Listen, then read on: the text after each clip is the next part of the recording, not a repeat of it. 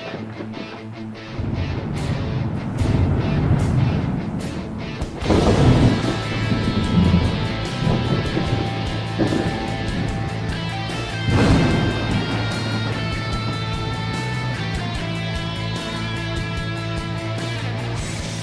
out there. Welcome to the No Shit Cast. I'm your host, Matt Frazier. Got a new sack of stuff for you here, folks. Some interesting news. It's come across the news machine, the Google box. Yeah, I was thinking about this the other day, how we're starting to see so much more of this stuff kind of coming out with organizations like Facebook, Twitter, Instagram that revolves around this, around, you know, people's personal information and privacy and all that kind of stuff. And it sort of dawned on me that, you know, this is one of them situations where I don't know if the normal rules necessarily when it comes to commerce apply to a lot of this stuff anymore. And what I mean by that is, you know, there's a lot to be said for things like laissez-faire capitalism in the sense that you can kind of let the market control a lot of stuff, given that poor service tends to lead to businesses going out of business. Unfortunately, you know, people can get, you know, if it's in food and beverage, people can get sick in that process and all of these kinds of things. So, you know, nobody really understood what was happening until it had already happened and I'm not sure people still really understand what's happened, and myself included, when it comes to social media and the ability to, you know, communicate as freely as we do nowadays. And this is coming from somebody that's a podcaster, right? And I'm looking at all this, and like I said, I'm not so sure anymore that the regular rules apply, because here's a for instance where you know, if most people had to rate some of these companies like Facebook and Twitter probably by, you know, how they feel about their product, they wouldn't rate them very high. And so the strong market capitalist sort of answer to that is always the same thing. It's like, well, then take your business somewhere else. But we're sort of stuck in this weird place where that may not actually be an option. And then what are you supposed to do? And when you're stuck in those kinds of weird, you know, it's not, I guess it's not technically a monopoly, but it is sort of a monopoly in effect, in the sense that where the hell else are you going to go, right? So I don't know, like, because of that, and that kind of leads us into this first article. It's from Futurism. After seemingly countless privacy scandals rocked Facebook in recent years, federal regulators are considering taking a more aggressive approach, including potentially holding CEO Mark Zuckerberg responsible for the social media giant's misconduct.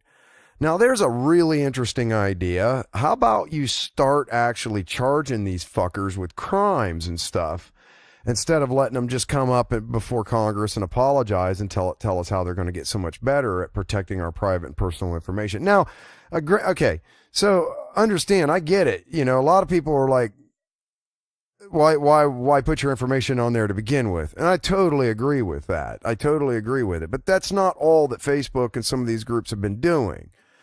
They've been fishing into people's private accounts and stuff and grabbing information that goes above and beyond the terms of service. And that's the problem. The news comes from anonymous sources close to the Federal Trade Commission, ongoing confidential probe into Facebook's business practices, who spoke to the Washington Post. New governmental oversight for Zuckerberg would send a strong message to Facebook and other Silicon Valley data brokers, though probably not the one Zuckerberg hoped for when he requested new regulations for his industry earlier this month. In the past, the FTC has considered fining Zuckerberg directly when his company mishandled user data, but never pulled the trigger. Why? That regulators are returning to that option suggests that they're fed up with Zuckerberg getting off scot-free when his company plays fast and loose with users' privacy. Ooh, I mean, like this has been going on for years now. And now all of a sudden, ooh, you're all fired up. Oh boy. Quote, the days of pretending this is an innocent platform are over, and citing Mark in a large-scale enforcement action would drive that home in spades. Facebook investor turned critic Roger McNamee, whoever the fuck told the Washington Post. Whatever. I'll believe it when I see it. I guess is kind of where I'm at with all of this stuff, right? That's why I poke so much fun at it. This comes from IFL Science. We now know why the Earth's magnetic field has a colossal twitch every few years. And I'm trying to think. Oh yeah, I just did a podcast on this, maybe last week or a couple weeks ago, about how Canada's losing the North Pole, right? It's moving to Russia. Quote, Earth's magnetic field is not as stable and certain as a compass might suggest. However, now and again, a sudden jerk rumbles through the magnetic field, twitching the planet's magnetic field lines. After first being described in 1978, scientists finally believe they know what causes these mysterious geomagnetic jerks. Sudden spurts of hot liquid metal sloshing around in the Earth's core. Our planet might look like it's all solid rock and water, but beneath our feet, there's a swirling sea of liquid metal. Ooh, very Avengers. This is why Earth has a magnetic field. Researchers already know that movement within the core in the form of, quote, a slow convection movement can cause changes in the magnetic field over the course of centuries. They now believe the smaller but sharper geomagnetic jerks that occur every 10 years or so might be the result of, quote, rapid hydrodynamic waves in the core. Well, rapid hydrodynamic. Hydromagnetic. Oh, rapid hydromagnetic waves in the core. Ooh, that's even sexier. Reporting in the Journal of Natural Geoscience, scientists from the Institute of de Physique du Globe de Paris. Yeah, I'm probably going to get in trouble for that. And the Technical University of Denmark used supercomputers to model Earth's core and reproduce the succession of events that led to geomagnetic jerks. Their computer modeling showed that the jerks occurring approximately every 10 years can be traced back to, quote, a sudden buoyancy release, a rapid gush of convection that rushes towards the core's surface. That occurred 25 years previously, as reported by Newsweek. The intermittent jerks in the Earth's core could possibly be a factor in recent observations that seem to suggest the magnetic North Pole is shifting across the globe in an unpredictable fashion. Yeah, I wanted to ask Sherfu about this and what that had to, if that had any kind of, consequence inside, electromagnetic field theory and plasma cosmology. I didn't get a chance to ask him that. But it looks like, anyway, they explain it now. Or at least they think they have an answer. That's the latest. So kind of got right up the alley of these guys, that I've been having on the show a lot lately with, what do you call it? Geez, I just talked about it. The electric field theory and the plasma cosmology people, they have this really interesting theory about how certain, how would you say it, features of the surface of the Earth were created. And they have and I'm not speaking specifically for Sherfu or any of them right now. Just like I said, it's kind of a group. But anyway, some of them believe that things like the Grand Canyon were actually not just created by erosion per se, but were also created by large lightning storms that sprung up all around the planet due to electrical activity and energy that's hitting the planet, like the ionosphere and stuff. So this article comes from National Geographic. The most powerful electrical storm on record detected. Ooh. The total charge in a single thundercloud could have powered New York City for about half an hour. Oh. With the help of charged particles originating from space, this is why this jumped out at me, a team in India has for the first time accurately measured the electric properties of a giant thundercloud, determining that the behemoth contained 10 times more energy than any previously investigated storm. Along with discovering a novel connection between cosmic and terrestrial events, the findings might help solve a 25-year-old mystery in high-energy physics. Here you go, Sherfu and Neil. Since 2001, physicists in, that's a word, Udagamandanalam, India, Udagamandalam. I'm sorry in advance for murdering that.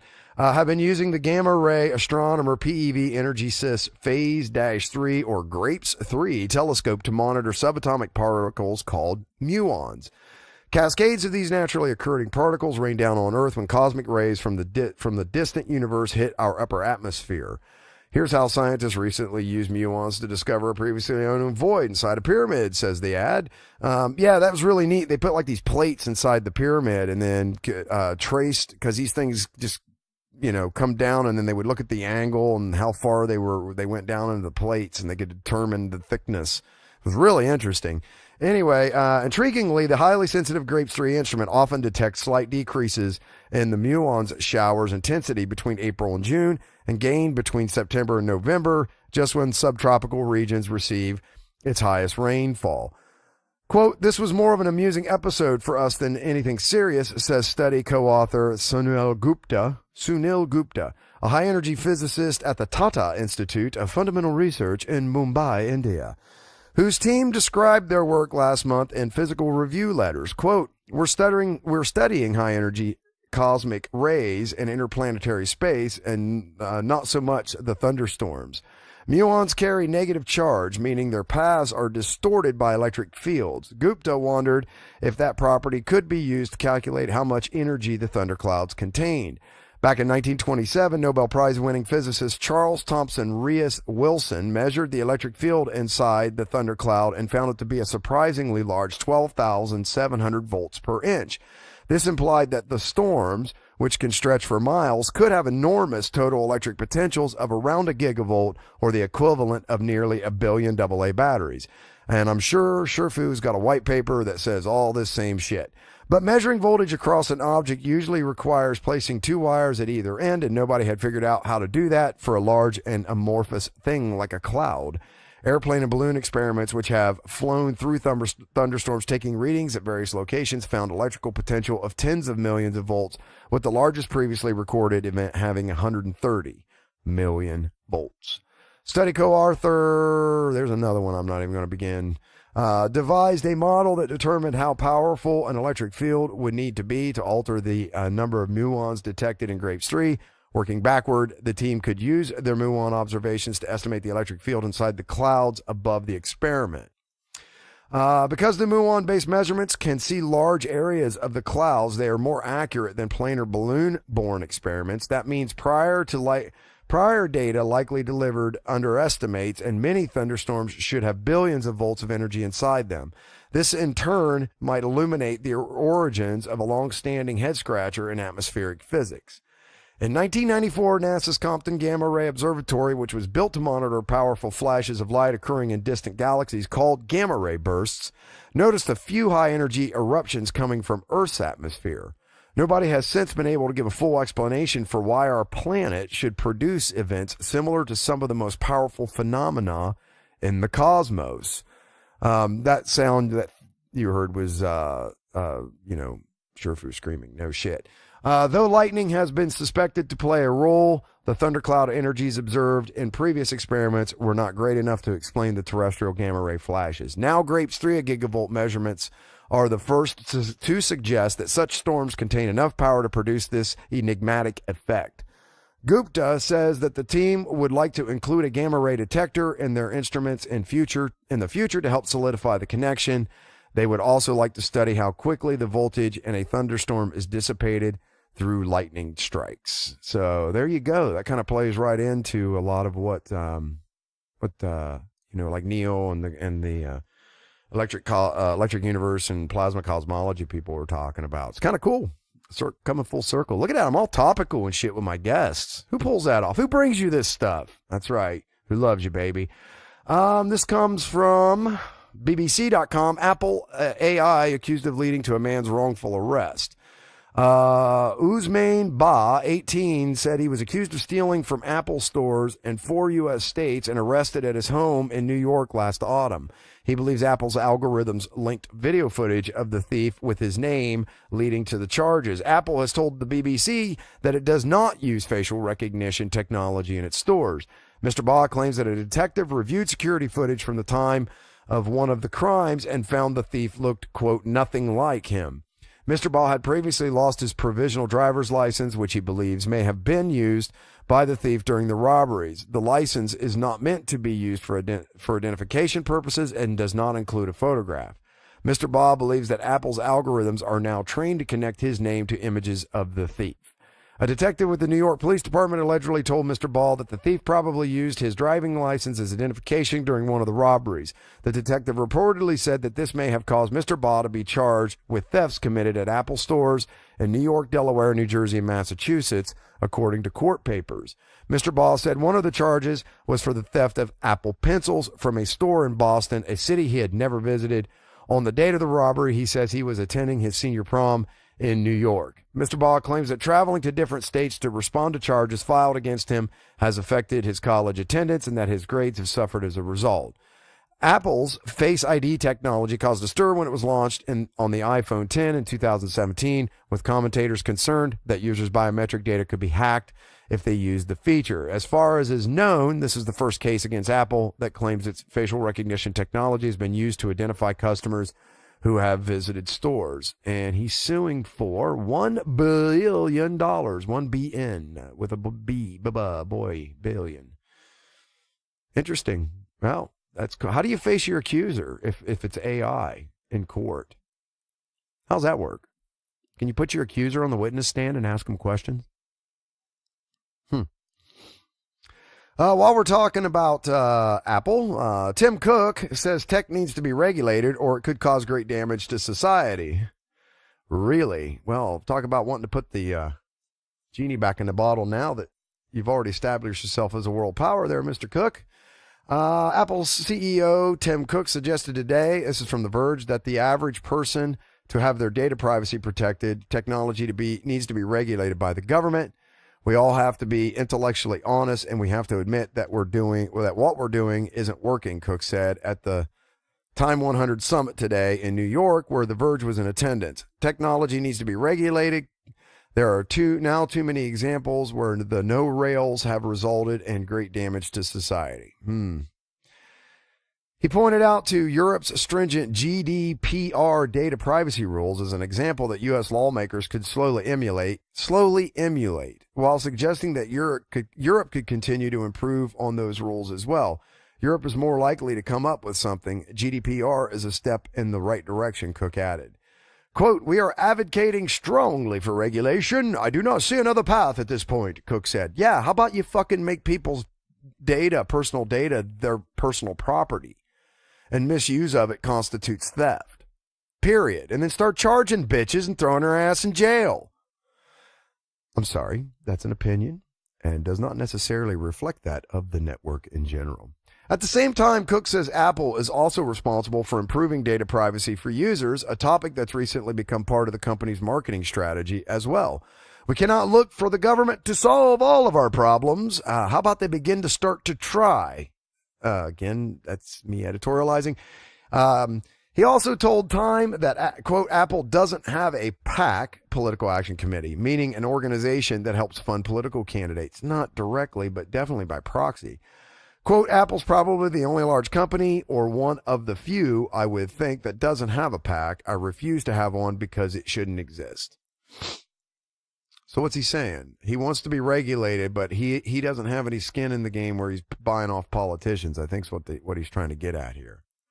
Well, maybe he doesn't. You know, they're the best when it comes to your data privacy, right? They're the only one that hasn't really been tagged yet. They won't open a phone no matter how many times they get threatened. Let's see here. While we're still talking about CEOs, Twitter CEO Jack Dorsey attended closed-door meeting with President Trump. The meeting lasted 30 minutes and touched on the, quote, health of the public conversation on Twitter. Well, there's some irony. According to an internal Twitter email obtained by Motherboard, Twitter CEO Jack Dorsey, along with other Twitter executives, is having a closed-door meeting with President Donald Trump on Tuesday, according to an internal Twitter email obtained by Motherboard from two independent sources. The meeting comes after an invitation from the White House, the email adds. Quote, as you know, I believe that conversation, not silence, bridges gaps and drives towards solutions, Dorsey wrote. I have met with every world leader who has extended an invitation to me, and I believe the discussions have been productive and the outcomes meaningful. Some Twitter employees will likely take issue with this because they will. That's about it. I just thought that was kind of interesting. I guess it shouldn't be any more interesting. I mean, other than our president's prolific use of Twitter, it shouldn't be any more interesting than any other maybe CEO visiting the White House. Oh, okay. Here we go. This is the Elon Musk segment of the show. This is from CNBC. Elon Musk claims Tesla will have 1 million robo-taxis on roads next year, but warns he's missed the mark before. I'm overestimating for dramatic effect, is what he really should say there, right? Tesla CEO Elon Musk said that the company should have robo-taxis on the roads in 2020. Quote, I feel very confident predicting autonomous robo-taxis for Tesla next year, Musk said on a stage at the Tesla Autonomy Investor Day, because he would get up there and say bad shit, right? In Palo Alto, California. They won't be, quote, in all jurisdictions because we won't have regulatory approval everywhere, but I'm confident we will have at least regulatory approval somewhere literally next year, he said. Musk based his optimism on the amount of data his company is able to gather from Tesla vehicles already on the road today, which it then uses to improve its software. So, yeah, we'll see. That helps Uber get to its goal, which is to fire all of its organic employees and just have robo-taxis everywhere. So, sign right the hell up and go out there and help these companies build up so they can fire all of you. I guess it's inevitable. It's automation for you. And I know people have been wondering why I'm not covering the SpaceX thing, and I'm waiting for some more data to come out, because right now there's just too much conflicting information. It blew up, it had a mishap, it had an anomaly. So something about testing a escape hatch or something like that also involved in this. So I'm just waiting to kind of let that vet out and see what really comes out before I kind of jump on the bandwagon on the Elon Musk bandwagon over SpaceX here. So that's why I haven't really been jumping on that. This comes from VentureBeat. Tesla claims its latest self-driving chip is 7 times more powerful than its rivals. As predicted, Tesla discussed its car lineup, forthcoming self-driving features during an Autonomy Day keynote ahead of the Q1 2019 earnings call later this week. Full self-driving FSD computer, previously Autopilot Hardware 3.0, which the Palo Alto company claims is the world's most advanced computer for autonomous driving, is substantially improved over the current gen hardware 2.5, according to Tesla chip architect Pete Bannon. The new Samsung manufactured chipset, the people with the busted foldable phones, which squeezes into the top part of Tesla's vehicle glove compartment, hopefully the screen doesn't fold, features over 144 tera operations per second of neural network performance. That's compared with NVIDIA's Drive Xavier's theoretical performance of 21 tera operations per second. It's got a batch size for one. As soon as an image shows up, it processes it immediately, and it packs 2 fully independent packages, each with their own DRAM memory, flash storage chips, and power supplies. I don't know what the hell any of that means, but it sounds sexy. Quote, the packages boot up and run their own operating systems, Bannon said. The two machine exchange independent versions of driving plans and make sure they're the same. And assuming that they agree, they act and drive the car. Oh, I know what that is. So they do this in industrial automation too. You'll have two processors of different chipset, even manufacturers, that are running the same operating system and running the same code. And if those two devices ever disagree with each other, it slams on the brakes, so to speak, or it'll fault the process. In this case, it'd probably slam on the brakes, because now it doesn't know which one's right. So as long as they're agreeing all the time, then it's pretty reasonable that it knows that it doesn't have anything anomalous. That makes them highly redundant. See, that's what I said. Tesla CEO Elon Musk said, any part of this could fail and the car will keep driving, he added.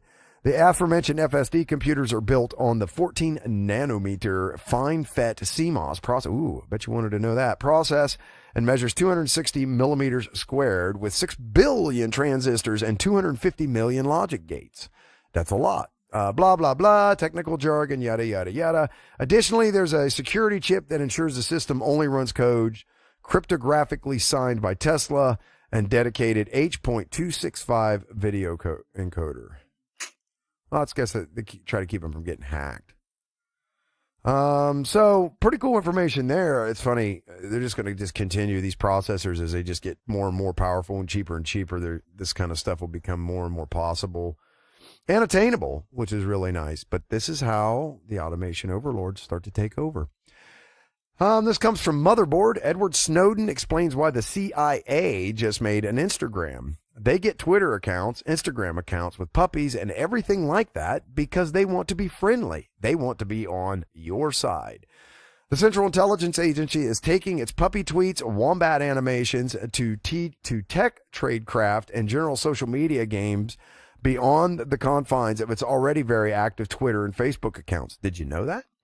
Besides just revealing one of its former deputy directors was an extra, that's right, an extra in the latest episode of Game of Thrones, CIA Director Gina Haspel recently announced the American Spy Service would be heading to Instagram in a growing attempt by the agency to mainstream its image. But whistleblower Edward Snowden wants a CIA and National Security Agency contractor, says that's just the latest attempt by American intelligence to fix its image after he leaked a trove of damning top-secret documents in 2013 that revealed a series of mass surveillance abuses by the U.S. government. Quote, what's happened here is the intelligence agencies have drawn the wrong conclusions, at least from the public's perspective, from the backlash of 2013, he said in the latest episode of Motherboard podcast, Cyber. Snowden thinks while the revelations of bulk data collection turn public sentiment against American intelligence activities, that the agencies themselves took away the wrong lesson. And in the wake of doing that, right, this is sort of the damage control they went, quote, maybe the real story of 2013 isn't that we got caught breaking the law, he said. Instead, what we're going to do is we're going to try to change the laws and be more flexible, more accommodating, so we can do what we want. And at the same time, what we really have here is a PR issue. He said that for those exact reasons, this once clandestine agencies, the NSA was once known colloquially as the No Such Agency, turned to social media. They get Twitter accounts, Instagram accounts with puppies and everything like that because they want to be friendly. They want to be on your side. Ironically, the NSA famously had trouble recruiting new operators after the Snowden links, with young hackers and computer programming majors turning away from the signals intelligence agencies. But hey, if an Instagram account helps the CIA, maybe the NSA will get one too. So that's kind of the wrap up here, folks. Appreciate you listening. I got a couple more interviews coming up this week. Keep up the interactions online. Dan W., thanks for the comment out there. It was a great point, man. And if you guys make comments and put stuff out there that I think's intelligent and worth talking about, I'll certainly give you a shout out. So Dan W. on YouTube, great point, bud, on megalithic agent. What did they call it? What was that? There was ancient megalithic alien structures or something like that, or major ancient alien structures. This idea that we might be able to find alien civilizations by Dyson spheres that they build around stars so that they capture all the energy. And he had a really good point on why that's probably not even plausible. So check that out if you guys get a chance. It was a podcast a couple back. But thanks for listening, everybody. Keep hitting them like and subscribes buttons. Check us out, www.noshitcast.com, KNOWSHITCAST.com. And we'll catch you all next time. Bye, Sickles.